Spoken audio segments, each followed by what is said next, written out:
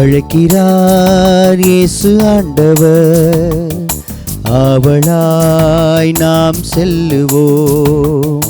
அழைக்கிறார் இயேசு ஆண்டவர், ஆவலாய் நாம் செல்லுவோம். அவர் வழியினில் கலந்திட, அவர் ஒளியினில் நடந்திட, அவர் வழியினில் கலந்திட, அவர் ஒளியினில் நடந்திட, சாட்சிகளாய் என்றும் வாழ்ந்திட இந்நாளிலே அழைக்கிறார் இயேசு ஆண்டவர், ஆவலாய் நாம் செல்லுவோம்.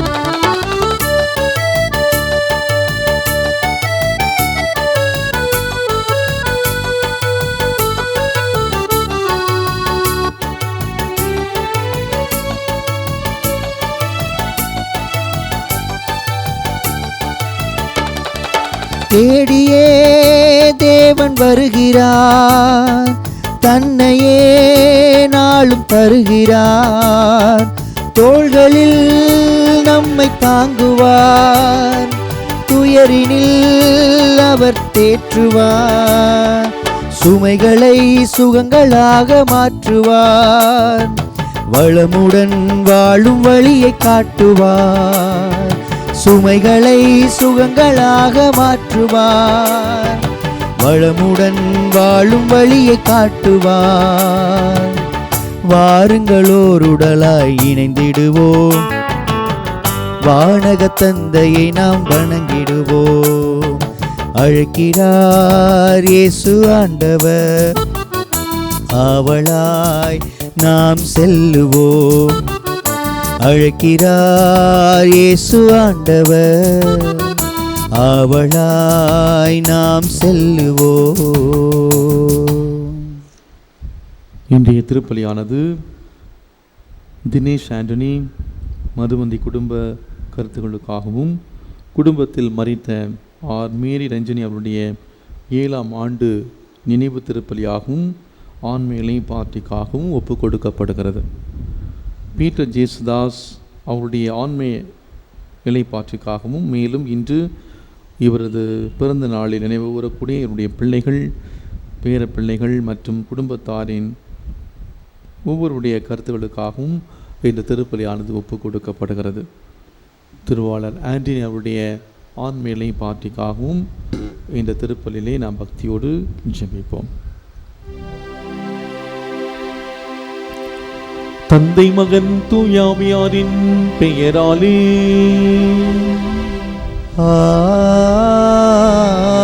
ஆமென். நம் ஆண்டவராகிய இயேசு கிறிஸ்துவின் அருளும் கடவுளின் அன்பும் தூயாவியாரின் தோழமையும் உங்கள் அனைவரோடும் இருப்பதாக. உம் ஆன்மாவோடும் இருப்பதாக.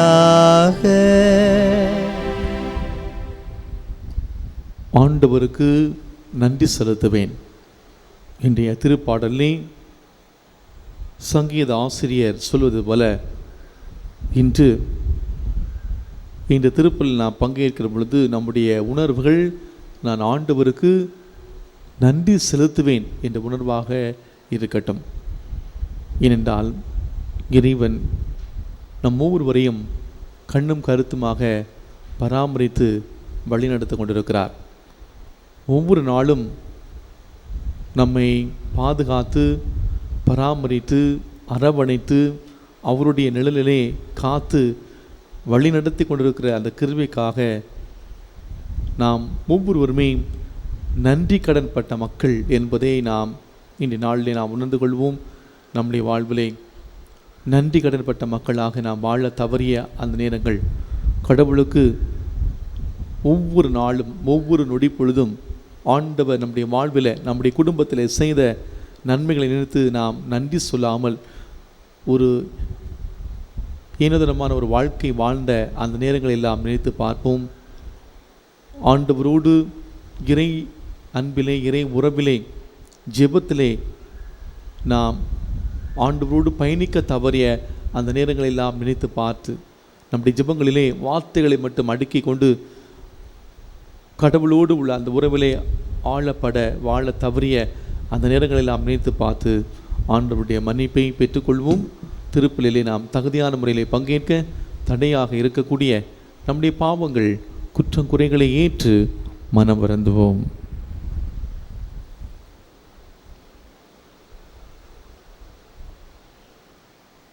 இல்லாமல் இறைவனிடமும் சகோதர சகோதரிகளே, உங்களிடமும் நான் பாவி என ஏற்றுக்கொள்கின்றேன். ஏனெனில் என் சிந்தனையாலும் சொல்லாலும் செயலாலும் கடமையில் தவறியதாலும் பாவங்கள் பல செய்தேன். என் பாவமே, என் பாவமே, என் பெரும் பாவமே. ஆகையால் எப்பொழுதும் கன்னியான புனித மரியாவையும் வானதூதர் புனிதர் அனைவரையும், சகோதர சகோதரிகளை உங்களையும் நம் இறைவனாகிய ஆண்டவரிடம் எனக்காக வேண்டிக் கொள்ள மன்றாடுகின்றேன். இல்லாமல் இறைவன் நம்மீது இரக்கம் வைத்து நம் பாவங்களை மன்னித்து நம்மை முடிவில்லா வாழ்வுக்கு அழைத்து செல்வாராக. ஆமேன்.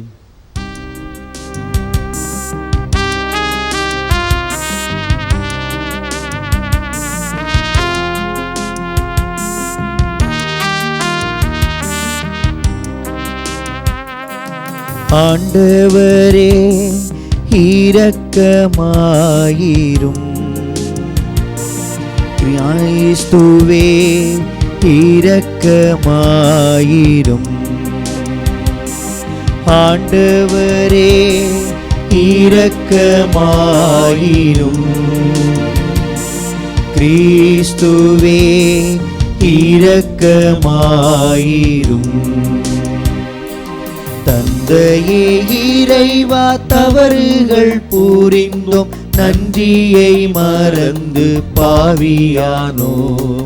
தந்தையே இறைவா, தவறுகள் புரிந்தோம், நன்றியை மறந்து பாவியானோம். ஆண்டவரே இரக்கமாயிரும். கிறிஸ்துவே இரக்கமாயிரும்.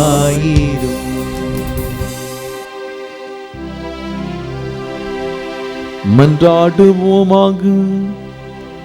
இறைவா, உம்மை இது நோக்கி இருப்போரின் ஆற்றலானவரை, உம்மால் அன்றி வலுவற்ற எங்களால் ஒன்றும் செய்ய இயலாது. எனவே உம் கட்டளைகளை நிறைவேற்றி எங்கள் விருப்பத்தாலும் செயலாலும் உமக்கு உந்தவளாகிட உமது அருள் உதவியை கனிவுடன் எங்களுக்கு என்றும் அளிப்பீராக. உம்மோடு தூய ஆவியாரின் ஒன்றிப்பில் இறைவனாய் என்றென்றும் வாழ்ந்து ஆட்சி செய்கின்ற எங்கள் ஆண்டவரும் உம் திருமகனுமாகிய இயேசு கிறிஸ்து வழியாக உம்மை மன்றாடுகின்றோம். ஆமென். முதல் வாசகம். ஊதியம் எதிர்பார்க்காமல் நான் உங்களுக்கு நற்செய்தி அறிவித்தேன். திருத்தூதர் பவுல் கொரிந்தியருக்கு எழுதிய 2ஆம் திருமுகத்திலிருந்து வாசகம். அதிகாரம் 11. வாழ்வு தரும் இறை வார்த்தைகள் 1 முதல் 11 முடிய. சகோதர சகோதரிகளே, என் அறிவீனத்தை நீங்கள் சற்று பொறுத்து கொள்ள வேண்டும். ஆம், சற்றே பொறுத்து கொள்ளுங்கள். உங்கள் மீது கடவுள் கொண்டுள்ள அதே அன்பார்வத்தை நானும் கொண்டுள்ளேன். கிறிஸ்து என்னும் ஒரே மணமகனுக்கும் உங்களுக்கும் இடையே மன ஒப்பந்தம் செய்துள்ளேன். அவர் முன் உங்களை கற்புள்ள கன்னியாக நிறுத்த வேண்டும் என்பதே என் விருப்பம். ஆனால் ஏவா பாம்பின் சூழ்ச்சியினால் ஏமாற்றப்பட்டதைப் போல நீங்களும் உங்கள் எண்ணங்களை சீரழிய விட்டு கிறிஸ்துவிடம் விளங்கிய நேர்மையையும் தூய்மையையும் இழந்து விடுவீர்களோ என அஞ்சுகிறேன்.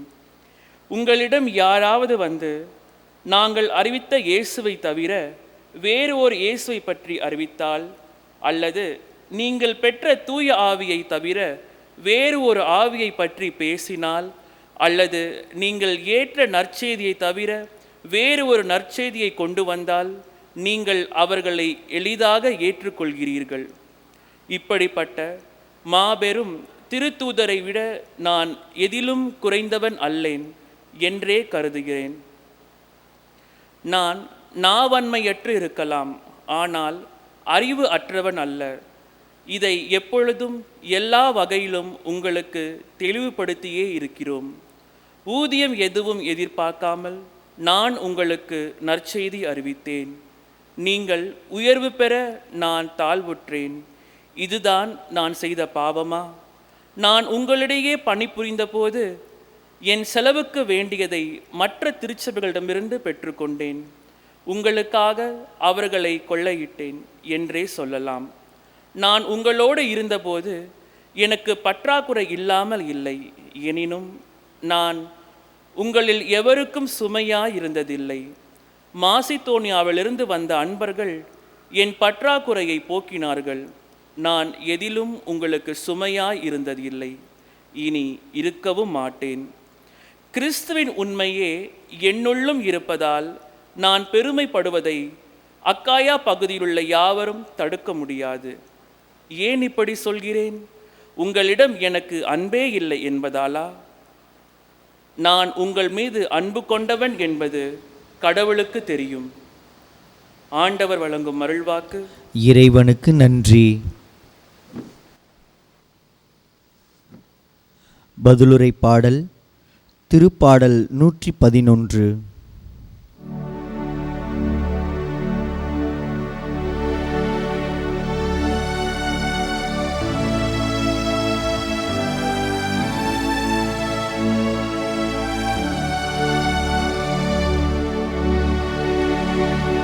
ஆண்டவரின் செயல்கள் நம்பிக்கைக்குரியவை, நீதியானவை. ஆண்டவரின் செயல்கள் நம்பிக்கைக்குரியவை, நீதியானவை. நெஞ்சார ஆண்டவருக்கு நன்றி செலுத்துவேன். நீதிமான்களின் மன்றத்திலும் சபையிலும் அவருக்கு நன்றி செலுத்துவேன். ஆண்டவரின் செயல்கள் உயர்ந்தவை, அவற்றில் இன்பம் காண்போர் அனைவரும் அவற்றை ஆய்ந்துணர்வர்.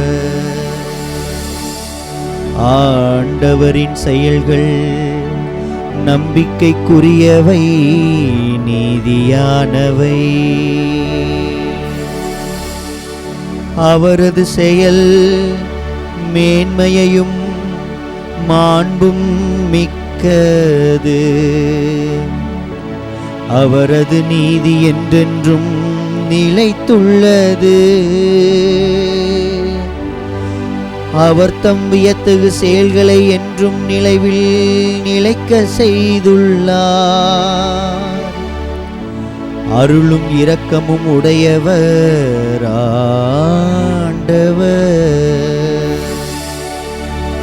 ஆண்டவர் செயல்கள் நம்பிக்கைக்குரியவை, நீதியானவை.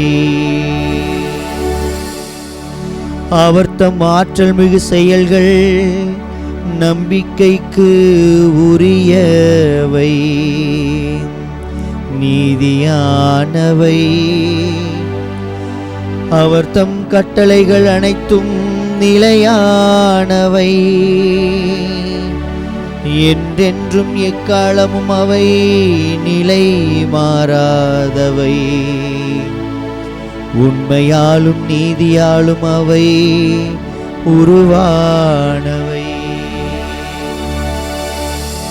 ஆண்டவரின் செயல்கள் நம்பிக்கைக்குரியவை, நீதியானவை. ஆண்டவரின் செயல்கள் நம்பிக்கைக்குரியவை, நீதியானவை.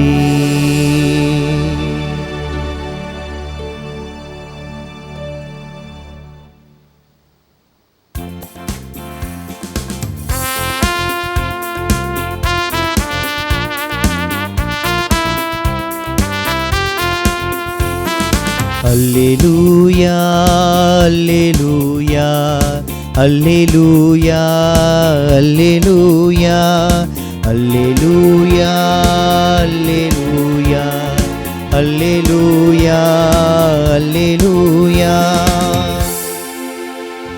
கடவுளின் பிள்ளைகளுக்குரிய மனப்பான்மையையே பெற்று கொண்டீர்கள். அதனால் நாம் அப்பா தந்தையே என அழைக்கிறோம். அல்லேலூயா அல்லேலூயா அல்லேலூயா அல்லேலூயா அல்லேலூயா.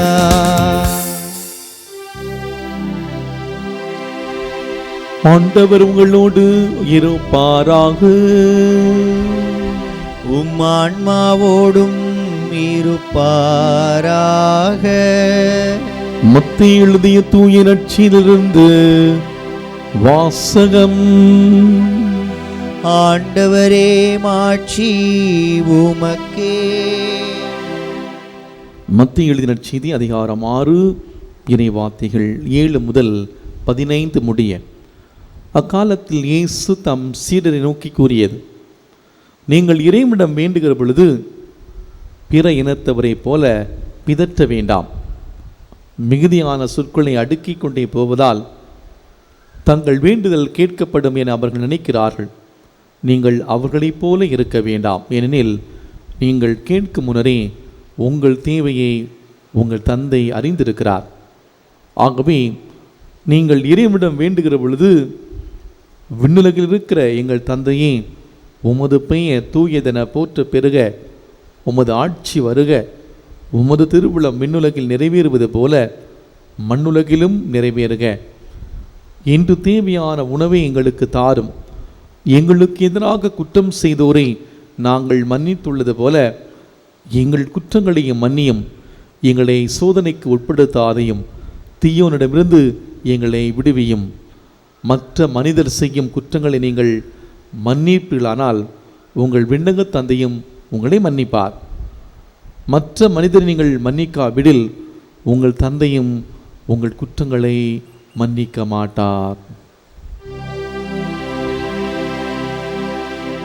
ஆண்டவரின் அருள்வாக்கு. கிறிஸ்துவே உமக்கு புகழ்.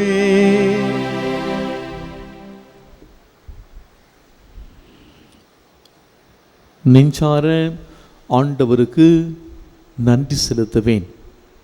நீங்கள் ஜெபிக்கிற பொழுது பிற இனத்தவரை போல பிதற்ற வேண்டாம். பிரியாத இயேசு கிறிஸ்துவுக்குள் பிரியமான இறை மக்களே, ஒரு சில மாதங்களுக்கு முன்பாக நம்முடைய பங்கை சார்ந்த ஒரு குடும்பத்தார் என்னை சந்திக்க வந்திருந்தார்கள். கணவன், மனைவி, அவருடைய சின்ன குழந்தை, ஒரு 2.5 to 3 வயது இருக்கும். அந்த குழந்தைக்கு பர்த்டே, பிறந்த நாள் பிளெஸ்ஸிங்ஸ் வாங்குவதற்காக வந்திருந்தார்கள். என்னை பார்த்த உடனே அந்த குழந்தை குட் மார்னிங் ஃபாதர் அப்படின்னு சொன்னது. நானும் குட் மார்னிங் சொன்னேன். என்னுடைய ஆஃபீஸுக்குள்ளே வந்த உடனே தயவுசெய்து அமருங்கள் என்று சொன்னேன். அந்த குழந்தை உடனடியாக தேங்க்யூ ஃபாதர் அப்படின்னு சொல்லிச்சு. அவங்க அப்பா அம்மா வந்து போய் ஃபாதர்கிட்ட பிளெஸ்ஸிங் வாங்கிக்கோப்பான்னு சொன்னாங்க. வந்து பிளெஸ்ஸிங் வாங்கிச்சு. நான் பிளெஸ்ஸிங் கொடுத்த உடனே தேங்க்யூ ஃபாதர் அப்படின்னு சொல்லிச்சு. கொண்டு வந்த அந்த கேக்கை கொடுத்தார்கள். நான் வாங்கி கொண்டு நன்றி என்று சொன்ன உடனே அந்த குழந்தை மறுபடியும் நன்றி என்று சொன்னது. அன்புக்குள்ளே அந்த குழந்தை செய்த அந்த விஷயம் வந்து ஒரு சின்ன காரியமாக இருக்கலாம். ஆனால் அப்படியே பெற்றோர் அழகாக இந்த நன்றி உணர்வை ஊட்டி வளர்த்திருந்தார்கள். அவருடைய பெற்றோர்கள் சென்று போய் சொன்ன, உங்களுடைய குழந்தையை நன்றாக வளர்க்கிறீர்கள். நாம் நம்முடைய பிள்ளைகளை எப்படி நாம் வளர்க்கிறோமோ அப்படி தான் பிற்காலத்தில் இருப்பார்கள். நிச்சயமாக இந்த குழந்தை நன்றி உணர்வுள்ள குழந்தையாக வளரும் என்பதிலே எந்த விதமான சந்தேகம் இல்லை. நன்றி, நாம் ஏன் நன்றி சொல்ல வேண்டும்? புகழ்பெற்ற திருவிவிலிய அறிஞர் மேத்யூ ஹென்றி ஒரு நாள் அவர் பக்கத்து ஊருக்கு சென்று திரும்புகிற வேளையிலே அவருடைய பணப்பையை திருடர்கள் திருடி கொண்டு சென்று விடுகிறார்கள். இதற்காக அவர் வருத்தப்படவில்லை. மாறாக தன்னுடைய அறைக்கு வந்து முழந்தாள் படிட்டு இவ்வாறு ஜெபித்தாராம். இறைவா, உமக்கு 4 காரணங்களுக்காக இன்றைய நாளிலே நான் நன்றி செலுத்துகிறேன். முதல் காரணம், அந்த கொள்ளையர்கள் என்னிடமிருந்த பணப்பையை தான் பறித்தார்கள், என்னுடைய உயிரை பறிக்கவில்லை, அதற்காக நன்றி. இரண்டாவதாக, பணப்பையிலே அவ்வளவாக பணம் இல்லை, அதற்காக நன்றி. மூன்றாவதாக, இதற்கு முன்பாக யாரும் என்னிடம் பணம் பறித்ததில்லை, அதற்காக நன்றி.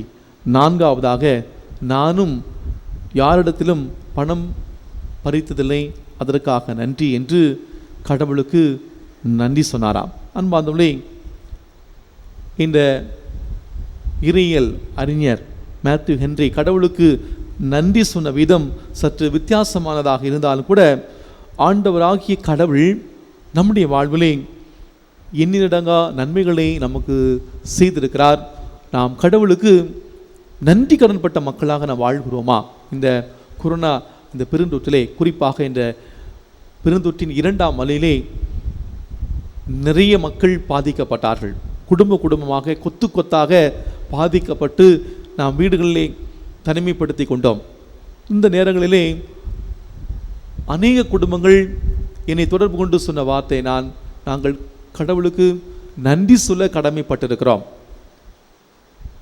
நம்முடைய பங்கை சார்ந்த ஒரு குடும்பம், வீட்டில் உள்ள 3 பேருக்குமே கொரோனா, மிகவும் சீரியஸான ஒரு நிலை. மருத்துவமனைக்கு அழைத்து செல்ல வேண்டும், ஆனால் யாரும் இல்லை. ஆனால் கடவுள் எங்களை அப்படியே கைவிட்டு விடவில்லை.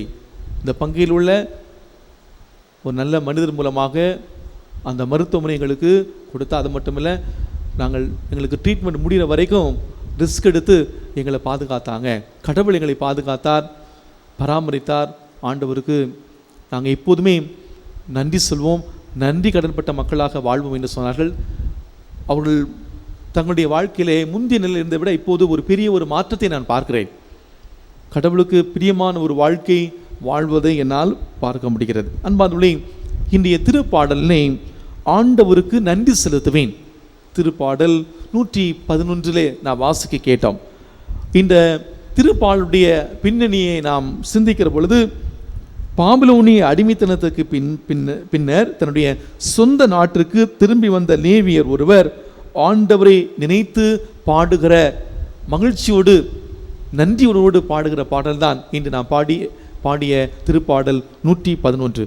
ஆண்டவர் செய்த எல்லா செயல்களுக்கும் நன்றி சொல்வதாக இந்த திருப்பாடல் இருக்கிறது. ஆண்டவருடைய செயல்கள் உயர்ந்தவை, மேன்மையும் மாண்புமிக்கவை, நம்பிக்கைக்குரியவை, நீதியானவை என்பதால் அவருக்கு அஞ்சி நடந்தால் எல்லா ஆசீர்வாதமும் கிடைக்கும் என்று சங்கீத ஆசிரியர் சொல்லுகின்றார். பாபிலோனிய அடிமைத்தனத்துக்கு பிறகு தங்களுடைய சொந்த நாட்டுக்கு திரும்பி வந்த யூதர்கள் சந்தித்த பிரச்சனைகள் ஏராளம். அந்த பாரசீக அதிகாரிகள் அவரோடு ஒத்துழைக்காதது ஒரு பக்கம் என்றால், இன்னொரு பக்கம் அவர்கள் கடவுளுக்கு அஞ்சி நடக்கவில்லை. எனவேதான் திருப்பாடல் ஆசிரியர் அந்த மக்களுக்கு, நீங்கள் கடவுளுக்கு அஞ்சி நடந்தீர்கள் என்றால் உங்களுடைய வாழ்விலே, உங்களுடைய குடும்பத்திலே ஆண்டவருடைய அபரிவிதமான ஆசீர்வாதம் கிடைக்கும் என்று சொல்கிறார். இதைத்தான் 1 குறிப்பீடு புத்தகத்திலே 16ஆம் அதிகாரம் 34வது வசனத்திலே, ஆண்டவருக்கு நன்றி செலுத்துங்கள், ஏனென்றால் அவர் நல்லவர், என்றென்று உள்ளது அவருடைய பேரன்பு என்று நாம் வாசிக்கின்றோம். திருப்பாடல் 34:7 ஆண்டவருக்கு அஞ்சி வாழ்வோரை அவர்தம் தூதர்கள் சூழ்நின்று காத்திடுவர். திருப்பாடல் 1:6 நேர்மையாளரின் நெறியை ஆண்டவர் கரத்தில் கொள்வார்.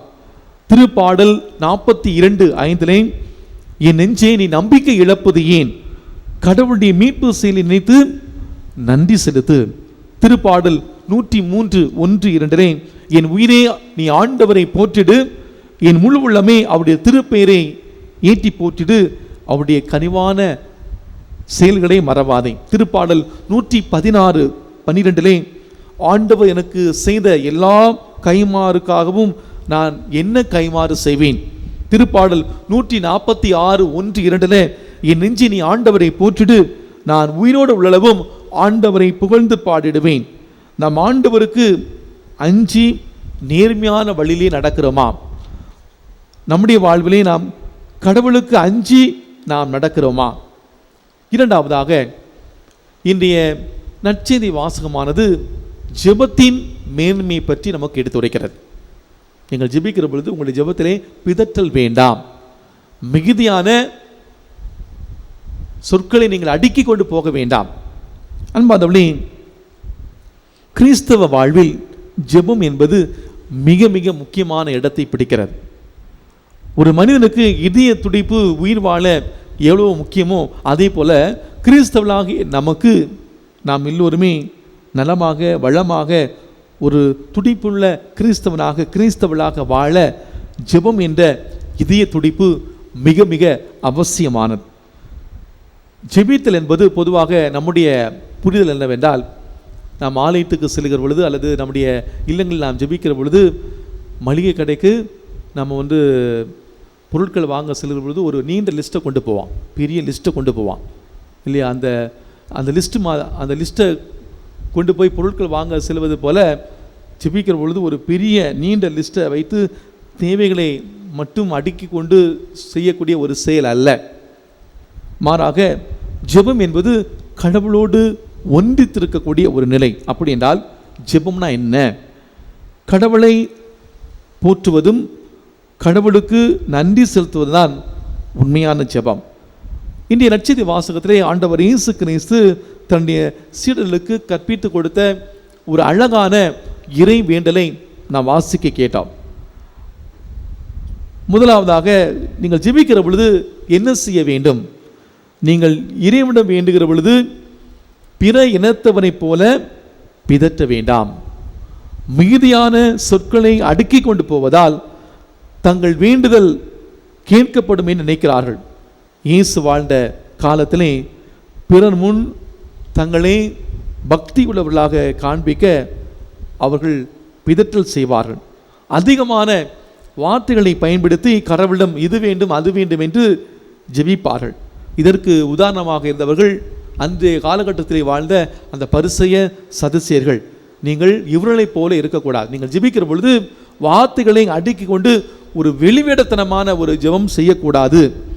மாறாக நீங்கள் இறைவனிடம் வேண்டுகிற பொழுது இது அது அல்ல அப்படி என்று ஏமாற்ற வேண்டாம், பிதற்ற வேண்டாம்.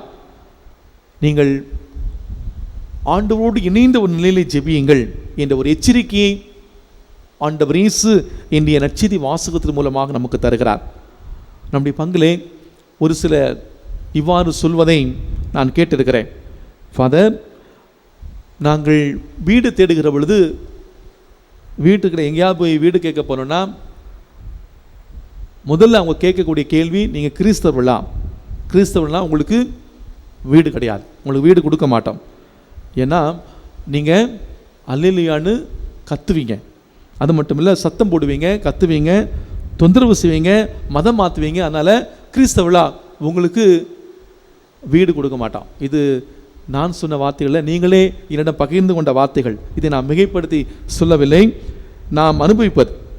அன்பார்ந்தவர்களே, நீங்கள் இறைவனிடம் வேண்டுகிற பொழுது பிற இனத்தவரை போல பிதற்ற வேண்டாம். மிகுதியான சொற்களை அடுக்கி கொண்டு அபிஷேகம் பெற்றவர்களைப் போல அர்ச்சிக்கப்பட்டவர்களைப் போல ஜெபிப்பதால் எந்த பயனும் இல்லை. நீங்கள் அப்படி இருக்காதீர்கள். ஏனென்றால் நீங்கள் கேட்பதற்கு முன்பாகவே தந்தை உங்களுடைய ஜெபத்தை அறிந்திருக்கிறார்.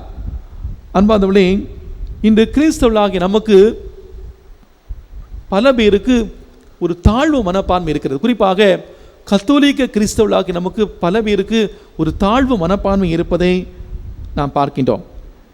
எனக்கு ஜெபம் செய்ய தெரியாது, எனக்கு கைதட்டி ஜெபம் செய்ய தெரியாது, பைபிளை கோட் பண்ண தெரியாது, வார்த்தைகளை அடுக்கி அழகாக ஃப்ளவரி லாங்குவேஜில் எனக்கு ஜெபிக்க தெரியாது. அவள் ஜெபம் செய்தால் நல்லாயிருக்கும். ஒரு அன்பி கூட்டத்தில் போனால் கூட, பிரதர் நீங்கள் ஜெபம் சொல்லுங்கள் பிரதர், அதுக்கு ஒரு ஃபிக்ஸ்டு, ஏன்னா ஒரு ஜெபம் சொல்லணும்னா அவர் தான் ஜெபம் சொல்லுவார், அது அவங்க தான் ஜெபம் சொல்லுவாங்க. இது ஒரு ஃபிக்ஸ்டாக இருக்கும். அதுக்கு என்ன காரணம்? நம்முடைய இருக்கக்கூடிய ஒரு தாழ்வு மனப்பான்மை.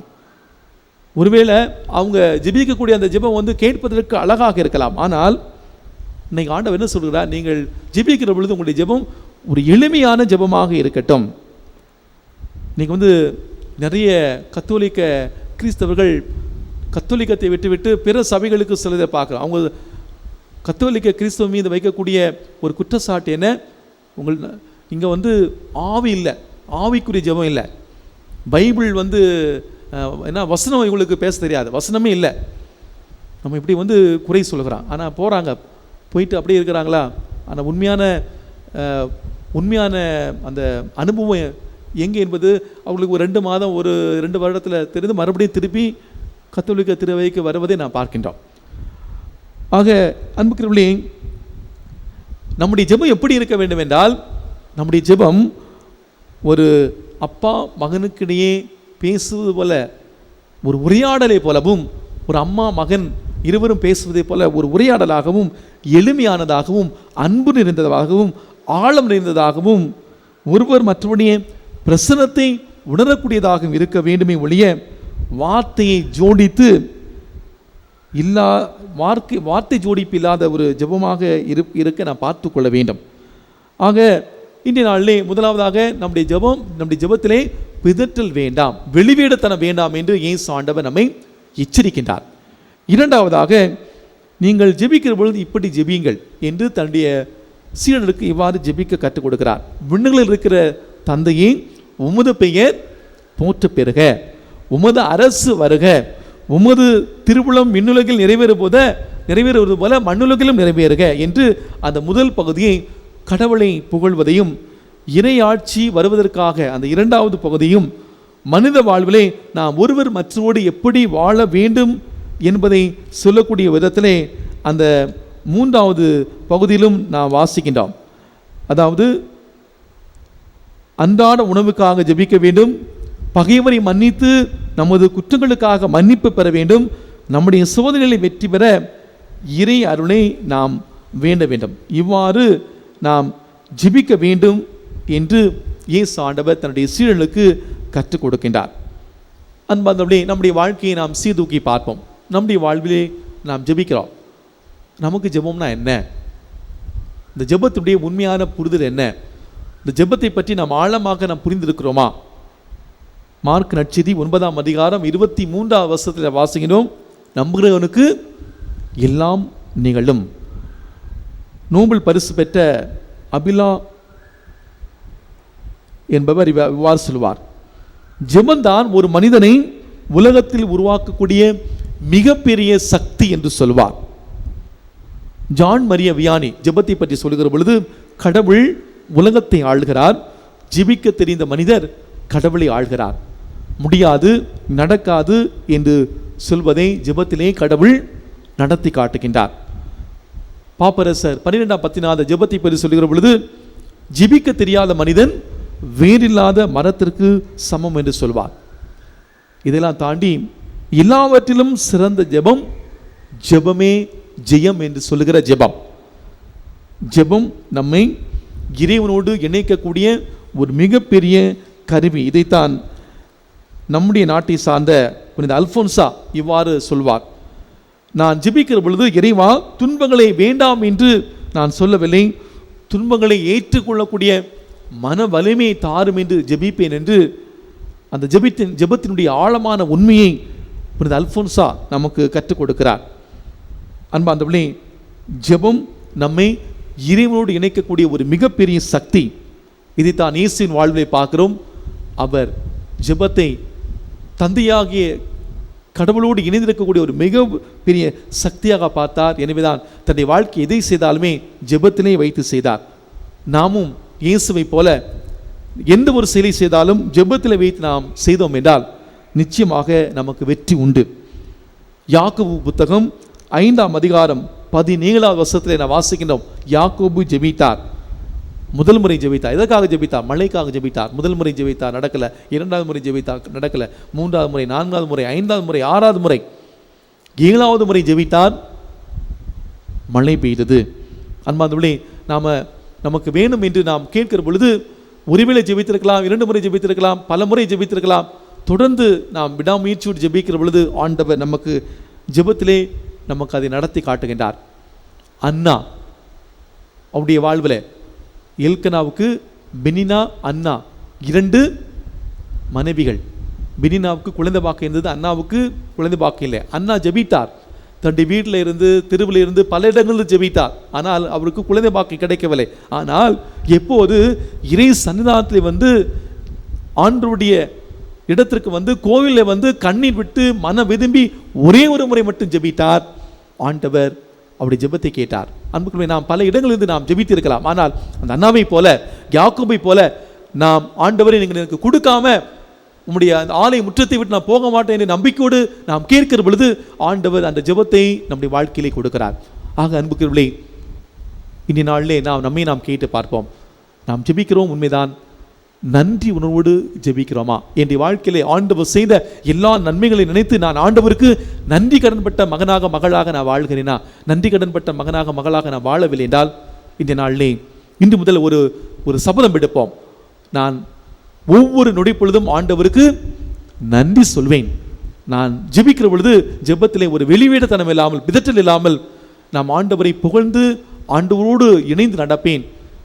ஜெபந்தான் ஜெயம் என்பதை நம்முடைய வாழ்க்கையிலே உணர்ந்து கொண்டு ஆண்டவரை இறுக்கமாக பற்றி கொண்டு நம்முடைய வாழ்வின் எல்லா சூழ்நிலையிலும் ஆண்டவர் என்னை நிச்சயமாக கைவிட மாட்டார் என்ற நம்பிக்கையோடு தொடர்ந்து இந்த திருப்பலியில் நாம் பக்தியோடு ஜெபிப்போம். ஆமீன்.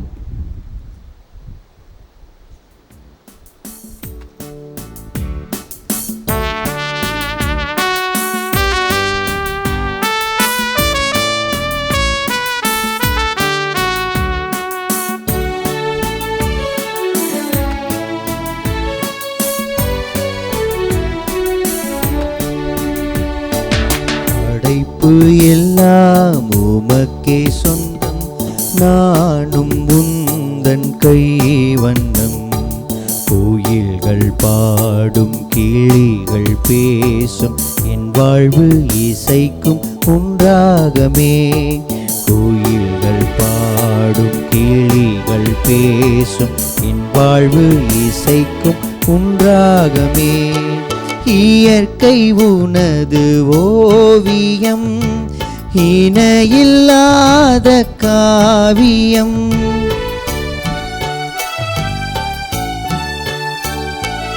இயற்கை உனது ஓவியம், இணையில்லாத காவியம். அகிலமென்னும் ஆலயம், நானும் அதில் ஓராகமம். அகிலமென்னும் ஆலயம், நானும் அதில் ஓராலயம். உள்ளம் எந்தன் உள்ளம், அது என்னாலும் உன்னில்லமே. உள்ளம் எந்தன் உள்ளம், அது என்னாலும் உன்னில்லமே. படைப்பு எல்லாம் உமக்கே சொந்தம், நானும் உந்தன் கைவண்ணம். கோயில்கள் பாடும் கிளிகள் பேசும், என் வாழ்வு இசைக்கும் உன்றாகமே. சகோதர சகோதரிகளே, என்னுடையதும் உங்களுடையதுமான இந்த பலி எல்லாமல்ல தந்தையாகிய கடவுளுக்கு ஏற்றதாகும்படி ஜெபியுங்கள். ஆண்டவர் தமது பெயரின் புகழ்ச்சிக்காகவும் மாட்சிக்காகவும் நமது நன்மைக்காகவும் புனித திரு அவை அனைத்து நலனுக்காகவும் உமது கையிலிருந்து இப்பலியை ஏற்றுக்கொள்வாராக. இறைவா, மக்களினத்தார் ஒப்பு கொடுக்கும் இந்த அப்பரச காணிக்கைகள் எங்களுக்கு ஊட்டமளிக்கும் உணவாகவும் எங்களை புதுப்பிக்கும் அருளடையாளமாகவும் மாறச் செய்கின்றேன். அதனால் இவற்றின் அருள் உதவியங்கள் உடலுக்கும் மனதிற்கும் என்றும் குறைவுபடாமல் கிடைக்க அருள் புரிவீராக. எங்கள் ஆண்டவராகிய கிறிஸ்து வழியாக உம்மை மன்றாடுகின்றோம். ஆமென்.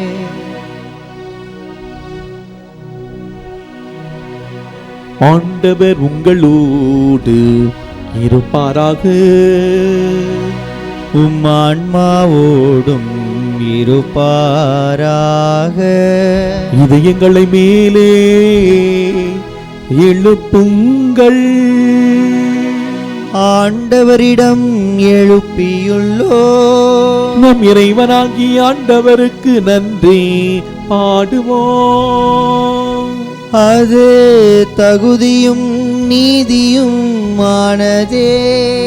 ஆண்டவரே, தூயவரான தந்தையே, என்றுமுள்ள எல்லாமல்ல இறைவா, இந்நாளும் எவ்விடத்திலும் நாங்கள் உமக்கு நன்றி செலுத்துவது மெய்யாகவே தகுதியும் நீதியும் மாகும். எங்கள் கடமையும் மீட்புக்குரிய செயலும் மாகும். ஏனில் உலக அனைத்தையும் படைத்தீர், காலங்களின் மாற்றங்களையும் முறைப்படுத்தினீர், உமது சாயலில் மனிதரை உருவாக்கினீர், இவ்வுலகின் மீட்டகு பொருட்கள் எல்லாவற்றையும் அவர்களுக்கு பணிய வைத்தீர். இவ்வாறு அவருடைய படைப்புகள் அனைத்து மீதும் பதிலாளாய் ஆட்சி செலுத்தவும், செயல்களை மேன்மை கொண்டு உமையிராது புகழ்ந்தவும் எங்கள் ஆண்டவராகிய இயேசு கிறிஸ்து வழியாக செய்தருளினீர். ஆகவே நாங்கள் வானக தூதனையோடும் சேர்ந்து உம்மை புகழ்ந்தை தக்களித்து கொண்டாடி ஆர்ப்பரித்து ஒரே குரலில் பாடுவதாவது: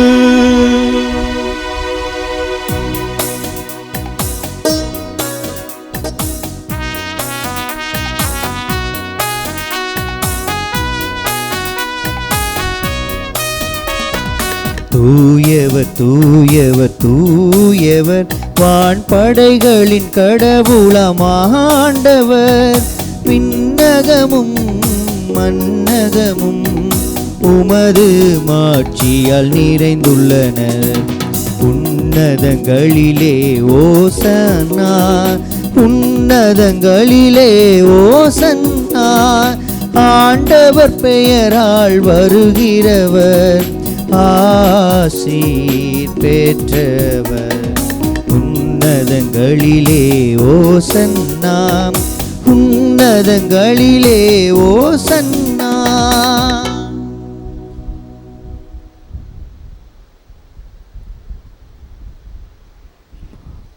கண்களை மூடி ஒரு சில மணித்துளிகள் உருக்கமாக ஜெபிக்கிற நேரம். ஆண்டவருக்கு நன்றி செலுத்துங்கள்,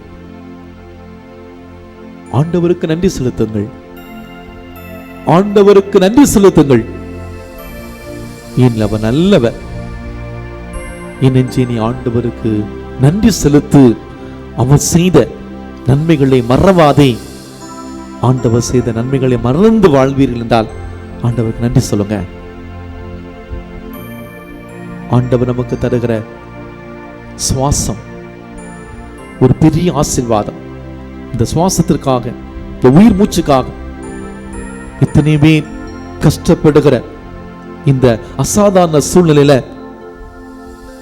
உயிர் மூச்சான இயேசு, உயிர் மூச்சாக இருக்கிற கடவுள் நம்மளே சுவாசமாக இருந்து வழிநடத்துகிறார். நன்றி சொல்வோம். ஆண்டவருடைய பராமரிப்புக்காக நன்றி சொல்வோம். குடும்பத்தில் உள்ள ஒவ்வொரு நபருக்காக நன்றி சொல்வோம். கணவன், மனைவி, பிள்ளைகள், பெற்றோர் ஒவ்வொருவரையும் ஆண்டவருடைய கரங்களுக்கு கொடுத்து நன்றி சொல்லுங்க. என் நெஞ்சினி ஆண்டவரை போற்றிடு. நீ உயிரோடு உள்ளளவும் ஆண்டவரை புகழ்ந்து பாடிடு. நன்மைகள் செய்கிற ஆண்டவருக்கு நன்றி சொல்லுங்க. அவர் தந்த வாழ்வுக்காக, உயிருக்காக, ஆசீர்வாதத்திற்காக நன்றி சொல்லுங்க. அவர் செய்த நன்மைகளை மறவாத. நெருக்கடியிலிருந்து நம்மை விடுவித்திருக்கிறார். கஷ்டமான சூழ்நிலை ஆறுதலாக இருந்திருக்கிறார். பொருளாதார நெருக்கடியிலே ஆண்டவர் நம்மை வழிநடத்தியிருக்கிறார். இன்று வரை வழிநடத்திய கடவுள் நாளையும், நாளை மறுநாளும், அதற்கு பின் வரக்கூடிய நாட்களிலும் நிச்சயமாக வழி நடத்துவார். தெய்வம் தருகிற சத்தியம் நிறைந்த வார்த்தைகள். ஆண்டவரை நம்புகிற பிள்ளைகளுக்கு அவர் தருகிற ஆசீர்வாதம் மிகப்பெரியது, அளப்பெரியது. ஆண்டவரை முழுமையா நம்புவார். இன்று நீங்கள் இருக்கிற இடத்துல எப்படிப்பட்ட ஒரு சூழல் இருந்தாலும் சரி, ஆண்டவர் உங்களை ஆசீர்வதிக்க இருக்கிறார். யாக்கோபு ஜெபித்தார், மோசே ஜெபித்தார், யோசுவா ஜெபித்தார், அன்னா மனம் அழுது ஜெபித்தார். ஆண்டவர் அவளை ஆசீர்வதித்தார். ஜெபிங்க, ஜெபிங்க. நடக்காது, முடியாது, முடியவே முடியாது சொல்லக்கூடிய காரியங்களை ஆண்டவர் ஜெபத்திலே நடத்தி காட்டுகின்றார். நான் அவரை பார்க்கிறேன், அவர் என்னை பார்க்கிறார். நான் அவரை பார்க்கிறேன், அவர் என்னை பார்க்கிறார். இதுதான் ஜெபத்துடைய ஆழமான உணர்வு. அவரை பாருங்க, இந்த பலிபீடத்துல உங்களையே பார்க்கிற இந்த தேவனை பாருங்க. அவர் உங்களை பார்க்கிறார், அவர் உங்களை பார்க்கிறார், இதோ பார்க்கிறார். உங்களுடைய தேவைகளை நிறைவு செய்ய பார்க்கிறார். மகனே, மகளே, உன் கஷ்டங்கள் புரிகிறது, உன் துன்பங்கள் புரிகிறது, உன் வேதனைகள் புரிகிறது. உன் கஷ்டம் மாறும், உன் பிரச்சனைகள் தீரும். இன்று நான் உன்னை ஆசீர்வதிப்பேன், உன் குடும்பத்தை ஆசீர்வதிப்பேன். நீ அஞ்சாத, கலங்காத, பயப்படாத, சோர்ந்து போகாத, தைரியமாயிரு. நீ என் மகன், நான் உன் தகப்பன், உன் தேவன். உன்னை அறிந்து வைத்திருக்கிற என்னுடைய சிலுவைகள் கீழ் பராமரித்து வழிநடத்துகிற தேவன். தீ நடுவே நடந்தாலும் உன்னை நான் கைவிட மாட்டேன். பால் குடிக்கும் மகவை தாய் மறக்கலாம், கரு தாங்கினவள் தன்னை பிள்ளை மறக்கலாம். அப்படி மறந்தாலும் நான் உன்னை ஒருபோது மறக்கவே மாட்டேன். நம்புகிறவனுக்கு எல்லாம் நடக்கும். ஜெப நேரம் கடவுள் நமக்கு தருகிற ஆலோசனை நேரம். ஜெப நேரம் இறைவன் நமக்கு தருகிற ஆசீர்வாதத்துக்குரிய நேரம். இந்த நேரத்துல ஆண்டவருக்கு நம்மை சமர்ப்பிப்போம், ஒப்புக் கொடுங்க. ஆண்டவரே, இந்த ஒரு சூழ்நிலையிலும் நான் உம்மை விட்டு விலகாம வாழணும். என்னுடைய ஜெபம் மத்தவங்க பார்க்கணும் என்பதற்காக வார்த்தைகளை ஜோடிக்கிற ஜெபம் அல்ல, வெளிவேடத்தனமான ஜெபம் அல்ல. உம்மோடு உம்முடைய அன்பிலே ஆழமாக இருக்கிற உம்மிலே உம்முடைய முற்றத்தில் ஒரு நாள் வாழுவது எவ்வளவு பெரிய சந்தோஷம் என்ற விதத்தில் நான் வாழணும். இனி ஆசீர்வதிங்க ஆண்டவரே. ஆண்டவருடைய கரங்களை ஒப்புக் கொடுப்போம். கடவுள் நம்ம கூட தான் இருக்கிறார். நம்ம ஆண்டவரோடு இருக்கிறோமா, ஆண்டவரோடு வாழ்கிறோமா சொல்லுவோம். இந்த நொடி முதல் ஆண்டவரை உமக்காக நான் வாழ்வேன் இன்று ஆண்டவருக்கு வாக்குறுதி கொடுப்போம். தேவையில்லாம பல கேள்விகளை, சந்தேகங்களை நாம் எழுப்பியிருப்போம், பிற சபைகளை தேடி நாம் சென்றிருப்போம். இன்னைக்கு சொல்லுவோம், ஆண்டவரே உமக்காக நான் வாழ்வேன். இன்று வாழ்வு மாறணும், என்னை மாற்றுங்க ஆண்டவரே, என்னை மாற்றுங்க ஆண்டவரே. ஆண்டவருடைய கரங்களை ஒப்புக் கொடுப்போம். பக்தியோடு நற்கண்ணை ஆண்டவரிடம் ஜெபிப்போம். ஆண்டவரே, நீ மெய்யாகவே தூயவர், தூய்மை அனைத்திற்கும் ஊற்று. ஆகவே உம்முடைய ஆவியை பொழிந்து இக்காணிக்கைகளை தூய்மைப்படுத்த உம்மை வேண்டுகின்றோம். இவ்வாறு எங்கள் ஆண்டவர் இயேசு கிறிஸ்துவின் உடலும் இரத்தமுமாக எங்களுக்கு இவை மாறுவனவாக. அவர் பாடுபட உளம் கனிந்து தம்மை கையளித்த போது அப்பத்தை எடுத்து நன்றி செலுத்தி அதை பிட்டு தம் சீடர்களுக்கு அளித்து அவர் கூறியதாவது: அனைவரும் இதிலிருந்து பெற்று உண்ணுங்கள், ஏனெனில் இது உங்களுக்காக கையளிக்கப்படும் என் உடல்.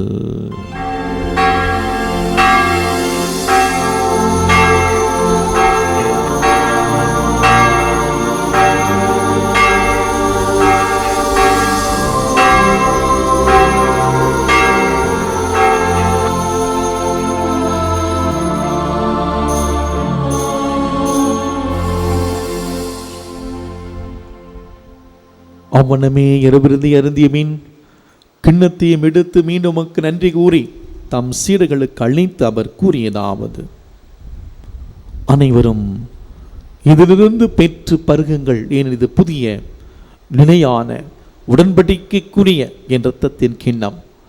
இது பாவ மன்னிப்புக்கென்று உங்களுக்காகவும் பலருக்காகவும் சிந்தப்படும். இதை என் நினைவாக செய்யுங்கள்.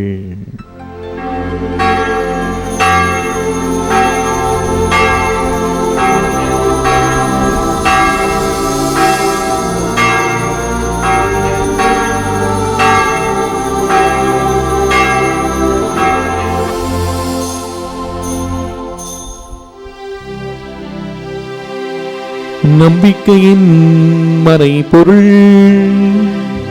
ஆண்டவரே, நீர் வருமளவும் உமது இறப்பினை அறிக்கையிடுகின்றோ, உமது உயிர்ப்பினையும் எடுத்துரைக்கின்றோ. ஆகவே ஆண்டவரே, நாங்கள் கிறிஸ்துவின் இறப்பினை உயிர்ப்பினை கூர்ந்து வாழ்வதரும் அப்பத்தையும் மீட்பளிக்கும் கிண்ணத்தையும் ஒப்பு கொடுக்கின்றோம். உம் திருமுனின்று ஊழியம் புரிய தகுந்தவர்களை ஏற்றுக்கொண்டீர். எனவே உமக்கு நன்றி செலுத்துகின்றோம். மேலும் கிறிஸ்துவின் உடலிலும் இரத்தத்திலும் பங்கு கொள்ளும் எங்களை தூய ஆவியார் ஒன்று சேர்க்க வேண்டுமென உம்மை தாழ்மையுடன் மன்றாடுகின்றோம். ஆண்டவரே, உலகமெங்கும் பரவியிருக்கும் முது திரு அவையை நினைகூர்ந்திடும்.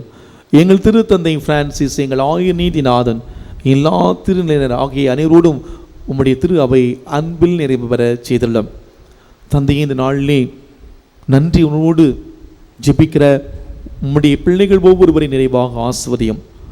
இன்று சிறப்பாக தன்னுடைய திருப்பலி கருத்துக்களை கொண்டு ஜெபிக்கக்கூடிய குடும்பங்களுக்காக ஜெபிக்கிறோம்.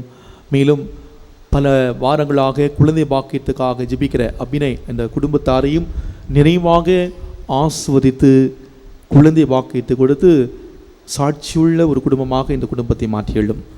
மேலும் உயிர்த்தெழும் எதிர்நோக்குள்ளும் எங்கள் சகோதர சகோதரிகளையும் இறந்தோர் அனைவரையும் இரக்கத்துடன் நினைகூர்ந்து உமது திருமுக ஒளியினுள் ஏற்றெள்ளும். எங்கள் அனைவர் மீது இரக்கமாயிரும். கடவுளின் கன்னித்தாயான தூய மரியா, அவருடைய கணவரான புனித யோசேப்பு, புனித திருத்தூதர்கள், இவ்வுலகில் உகந்தவராக இருந்த ஆகிய புனிதர்கள் அனைவருடனும் நாங்கள் நிலைவாழ்வில் பங்கு கொள்ளும் தகுதி பெற்று உம் திருமகன் இயேசு கிறிஸ்து வழியாக உம்மை புகழ்ந்தேத்தும் வரமருள உம்மை மன்றாடுகின்றோம்.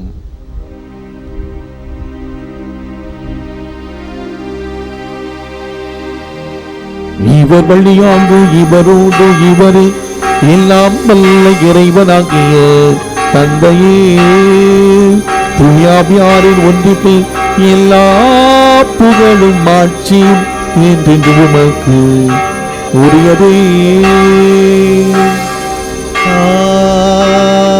ஆமென்,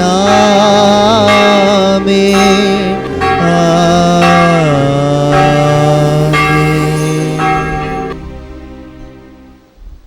இயேசு தன்னுடைய சீடர்களுக்கு ஜெபிக்க கற்றுக் கொடுத்த அழகான அந்த ஜெபத்தை நாம் இப்போது ஜெபிக்க இருக்கிறோம். நாம் எல்லோருமே இயேசுவுடைய செல்ல குழந்தைகள். நாம் கேட்பதற்கு முன்பாகவே நம்முடைய தேவைகள் எல்லாம் நிறைவு செய்ய தயாராக இருக்கிறார். இந்த நேரத்தில் நம்முடைய தேவைகள், விண்ணப்பங்கள் எல்லாவற்றையும் அவருடைய திருப்பாதத்தில் கொண்டு வந்து அவர் நமக்கு சொல்லித்தந்த அந்த சக்தி வாய்ந்த ஜெபத்தை அப்பா என்ற உரிமையோடு உம்முடைய விண்ணரசு, உம்முடைய ஆட்சி வருக என்று சொல்லி ஜெபிக்கலாமா? விண்ணில் இருக்கிற எங்கள் தந்தையே, உமது பெயர் தூயதென போற்ற பெருக, உமது ஆட்சி வருக, உமது திருவுளம் விண்ணுலகில் நிறைவேறுவது போல மண்ணுலகிலும் நிறைவேறுக. எங்கள் அன்றாட உணவை இன்று எங்களுக்கு தாரும். எங்களுக்கு எதிராக குற்றம் செய்வோரை நாங்கள் மன்னிப்பது போல எங்கள் குற்றங்களை மன்னியும். எங்களை சோதனையில் விழவிடாதேயும், தீமையிலிருந்து எங்களை விடுவித்தருளும். ஆண்டவரே, தீமை அனைத்திலிருந்தும் எங்களை விடுவித்து எங்கள் வாழ்நாளில் அமைதியை கனிவுடன் அருள உம்மை மன்றாடுகின்றோம். உமது இரக்கத்தின் உதவியால் நாங்கள் எல்லா பாவத்திலிருந்தும் எப்போதும் விடுதலை பெற்று யாதொரு கலக்கமுமின்றி நலமாய் இருப்போமாக. நாங்கள் நம்பியிருக்கும் பேரின்ப வாழ்வையும் மீட்பராம் இயேசு கிறிஸ்துவின் வருகையும் மகிழ்ச்சியுடன் எதிர்பார்த்திருக்கின்றோம். ஏனெனில் ஆட்சியும் வல்லமையும் மாட்சியும் என்றென்றும் உமதே. ஆண்டவரே இயேசு கிறிஸ்துவே, அமைதி உங்களுக்கு விட்டு செல்கிறேன், அமைதி உங்களுக்கு தருகிறேன் என்று உம் திருத்தூதர்களுக்கு மொழிந்தீரேன். எங்கள் பாவங்களை பாராமல் உமது திரு அவை நம்பிக்கையை கண்ணோக்கி உமது திருவிழத்திற்கு ஏற்ப எங்களுக்கு அமைதி ஒற்றுமை அளித்தல்வீராக. இன்றென்று வாழ்ந்த ஆட்சி செய்கின்றவர் நீரே. ஆமென். ஆண்டவருடைய அமைதி உங்களோடு என்றும் இருப்பதாக. உம் ஆன்மாவோடும் இருப்பதாக. ஆண்டவர் தருகிற அமைதியை ஒருவர் மற்றோடு மகிழ்ச்சியோடு பகிர்ந்து மகிழ்வோம். சமாதானம்.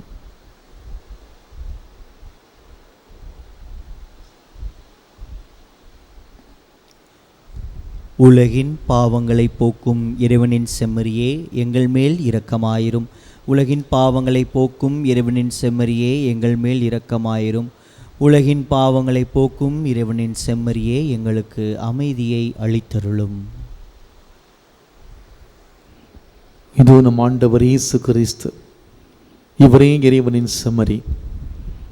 எல்லா வேளையிலும் தந்தையோடு ஜெபத்திலே இணைந்திருந்தவர். நம்மையும் நம்முடைய வாழ்விலே இவரோடு ஜெபத்திலே இணைந்திருக்க நமக்கு அழைப்பு விடுக்கிற தேவன். இந்த தேவனுடைய திருவிருந்திலே பங்கேற்க அழைக்க பெற்ற நாம் ஒவ்வொருவருமே பேறு பெற்றவர்கள்.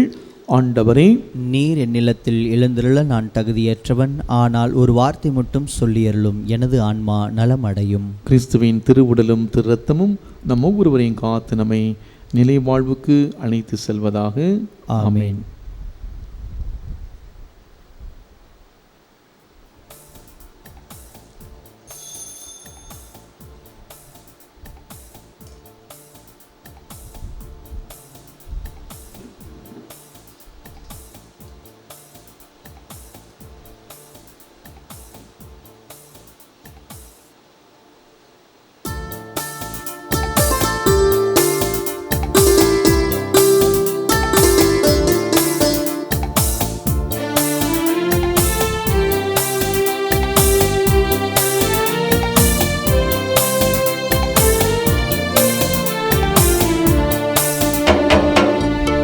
அம்மையப்பன் உந்தன் அன்பே நிரந்தரம்,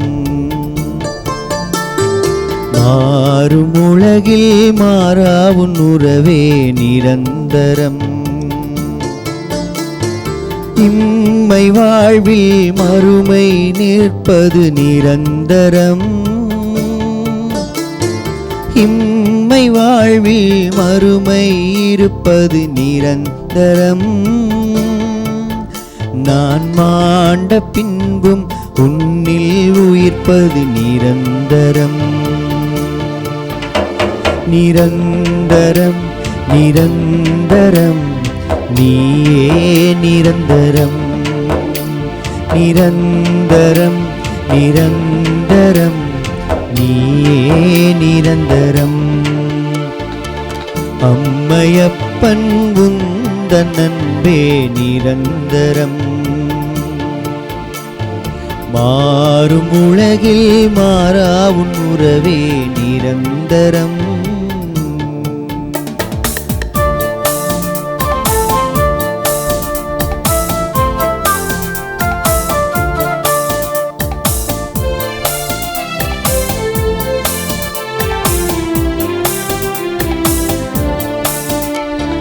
தாயின் அன்பு சேய்க்கு இங்கே நிரந்தரம், தாயும் தந்தையும் எமக்கு நீயே நிரந்தரம். தேயும் வாழ்வில் நம்பிக்கை நீயே நிரந்தரம். நான் சாயும் போது காப்பது நீயே நிரந்தரம். நான் சாயும் போது காப்பது நீயே நிரந்தரம். நிரந்தரம் நிரந்தரம் நீயே நிரந்தரம். நிரந்தரம் நிரந்தரம் நீயே நிரந்தரம். அம்மையப்பன் உந்தன் அன்பே நிரந்தரம், மாறும் உலகில் மாறாவுன் உறவே நிரந்தரம்.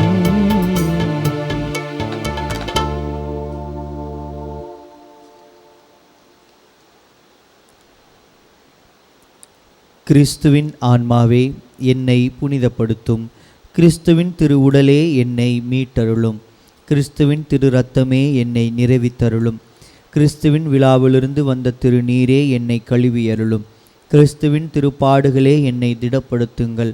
ஓ நல்ல இயேசுவே, எனக்கு செவி சாய்த்தருளும், உமது திருக்காயங்களுக்குள்ளே என்னை மறைத்தருளும், உம்மை விட்டு ஒருபோதும் என்னை பிரிய விடாதேயும், தீய எதிரிகளிடமிருந்து என்னை காத்தருளும். என் மரண நேரத்தில் நீர் என்னை அழைத்து உம்முடைய புனிதர்களோடு எக்காலமும் உம்மை புகழ எனக்கு வரமருளும். ஆமேன்.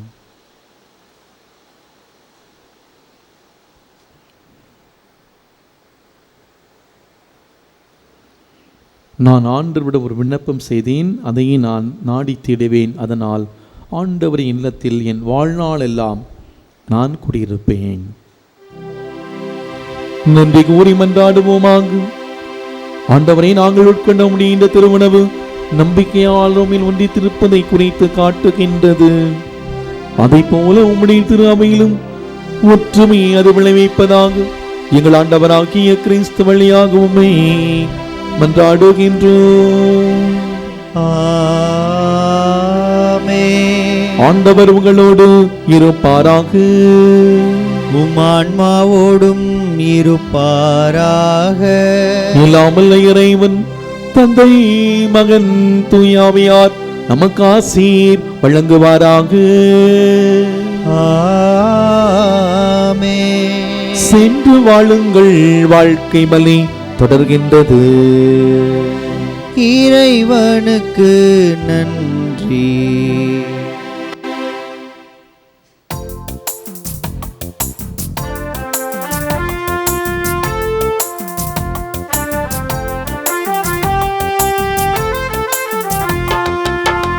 அன்றிகள் பல கூறி நாம் பாடுவோம், நாளும் நம்மை காக்கும் இறையேசுவை.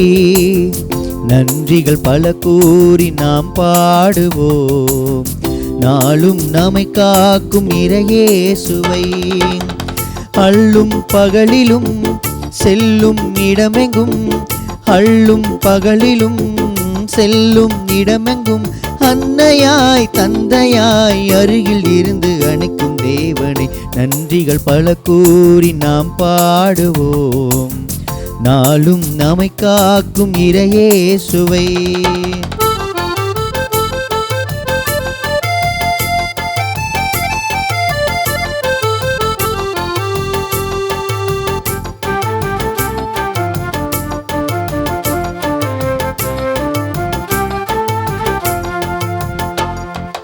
கோடி துன்பம் வந்த போதும், கொடிய நோயில் வீழ்ந்த போதும் தேடி வந்து நம்மை காத்திட்டார். கோடி துன்பம் வந்த போதும், கொடிய நோயில் வீழ்ந்த போதும் தேடி வந்து நம்மை காத்திட்டார். வாடிய மலரை போல் வதங்கிய வீழ்ந்தாலும், வாடிய மலரை போல் வதங்கிய வீழ்ந்தாலும் அன்னையாய் தந்தையாய் அருகில் இருந்து அணைக்கும் தேவனே. நன்றிகள் பல கூறி நாம் பாடுவோம், நாளும் நம்மை காக்கும் இறையேசுவை. நன்றிகள் பல கூறி நாம் பாடுவோம், நாளும் நம்மை காக்கும் இறையேசுவை. நாளும் நம்மை காக்கும் இறையேசுவை. நன்றிகள் பல கூறி நாம் பாடுவோம். தந்தை மகன் தூய ஆவியாரின் பெயராலே ஆமேன். கிறிஸ்து ராஜா வாழ்க, உமது ராஜ்யம் வருக. மரியே வாழ்க.